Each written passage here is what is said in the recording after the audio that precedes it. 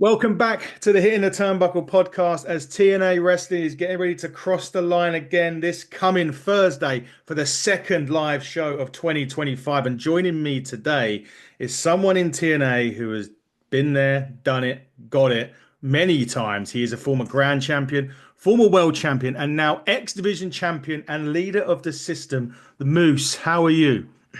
I'm doing great. Thanks for having me. No, thank you for coming on the show. Moose, you've actually just, I think, was he wrestling this weekend over here in the UK? Yeah, I was just there. I left on Sunday or Monday, whenever. That was good. How was that? How was that for you over here coming back to the UK? It was a great trip. Had a lot of fun. Worked for a lot of great promotions, and looking forward to coming back. We're looking forward to having you back, Moose, that's for sure. Look, this coming Thursday, second live show, TNA Plus app is the place to see it. What's the excitement levels heading into the second live show of the year? And obviously, how important is the TNA Plus app for the outreach in 2025, especially? It's definitely important. It definitely helps get our fans outside of the United States, and our fans in the United States who want to get some extra content.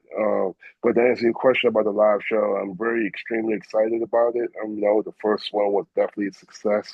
We were trending number one worldwide, so I'm looking forward to doing the same thing this Thursday.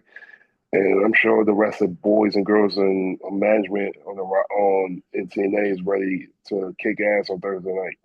I'm looking forward to it. Maybe a few surprises in store. Who knows this coming Thursday? But like I said, the place to see it is, of course, the TNA Plus app, especially over here in the United Kingdom. But Moose, TNA in 2025, it's already been a crazy start to the year. We've had so much go on.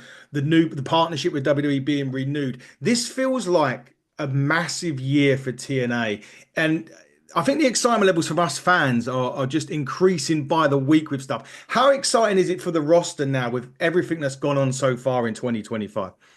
Oh man, not even 2025. That's the end, like the third, fourth quarter of 2024 going into 2025. It's been huge. And we just got to keep riding this momentum and getting TNA to as big as we could possibly get it to. Yeah, definitely. So it's going to be very exciting, in my opinion. And the other thing that I'd like about it as well is we've mentioned this is the second live show. We obviously done one in January. It's good that it's not sort of, I don't feel it's like rushed. There's kind of a pace, a steady pace about these live events or these live Uh, impacts that TNA are doing. Is that important that it is important that you just don't run before you can walk, so to speak? Definitely. I think we have to get a groove of it. I mean, honestly, I think I don't know for sure, but I would guess that the goal is to make this a every week live Thursday thing. But we have to take it slow. We haven't done this. I mean, we did our first one in 10 years, like a month ago. Yeah. So I think we, like you said, we have to walk before we have to walk before we can run, right? So yeah, I think it's best to take it slow and get our feet wet and get used to it before we go full tilt. Yeah, definitely so. I think it's a great way of doing it. And it's also enjoyable for us when it's live as well. It's that extra bit of excitement every now and again, for it to go live. But want to touch on the system a little bit. And this may be a bit of a controversial word that I may use. I don't know. I thought that 2024 was a bit indifferent. You had won, you were world champion. You lost it. You come the X Division champion. Obviously, Myers and Edwards were tag team champions. They lost it. They retained it. They lost it. JDC come on board. He was unlucky with the Heritage Cup last week on NXT, and Alicia Edwards has kind of gone down that same boat with winning and losing the Knockouts tag titles. Are the system back in regrouping phase right now? No, I mean the system is the system. We're the top team in TNA, the top team in TNA history.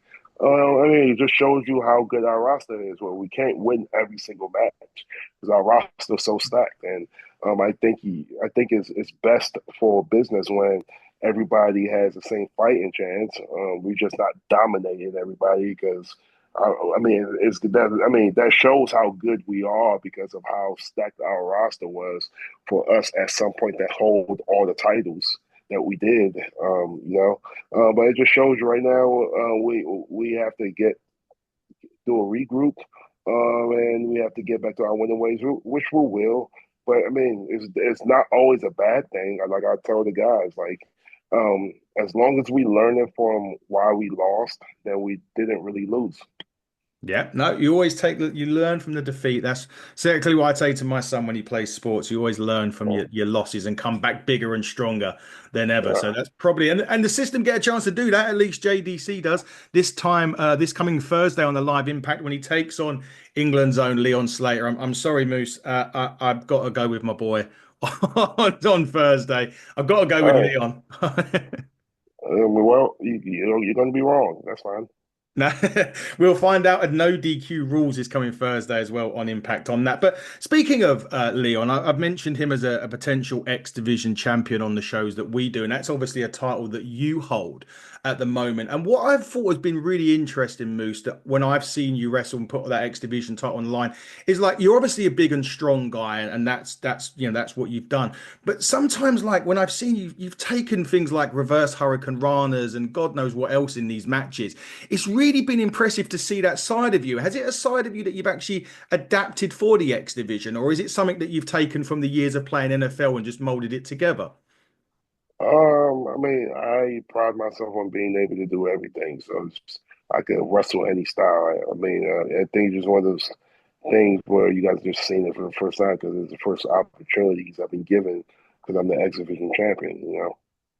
Yeah, definitely so. And one of the other things we did mention the NXT crossover. I don't want to cover over old ground because I remember you before you've mentioned names like Obafembi and Jevon Evans and Tony D'Angelo about people that you perhaps wanted to wrestle. I'm going to throw another name out there.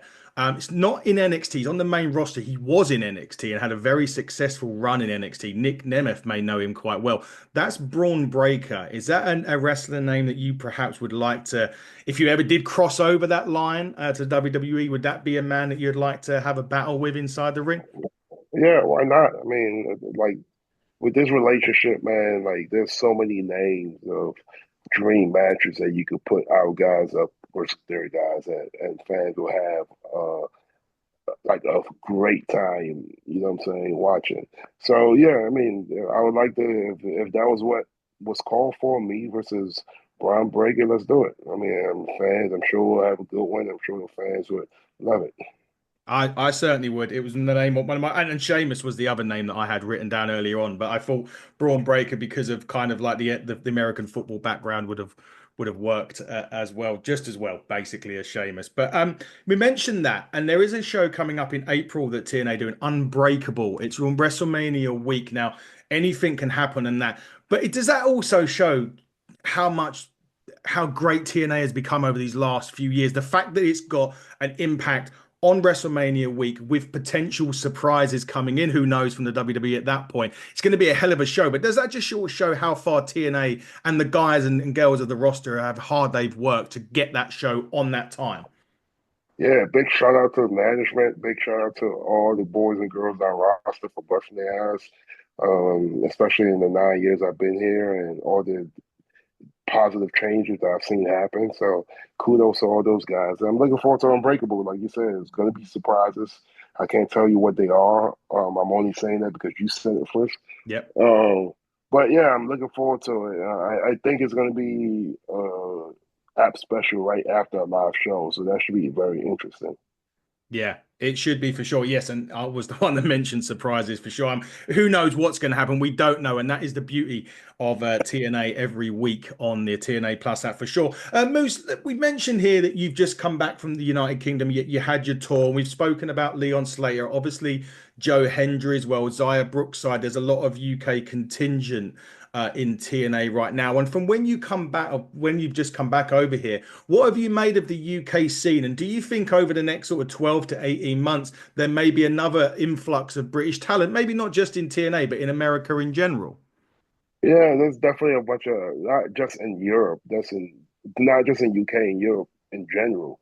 There's a lot of guys that like cross paths where they're really good. Like a couple of guys in France, Kuro, I think his name is, and Alja Blanc is one of Yes. them, and LJ Clary, I think is his name. Like this, those names of guys I've either had matches with or ran through or watch a clip of their match and they stood out big time.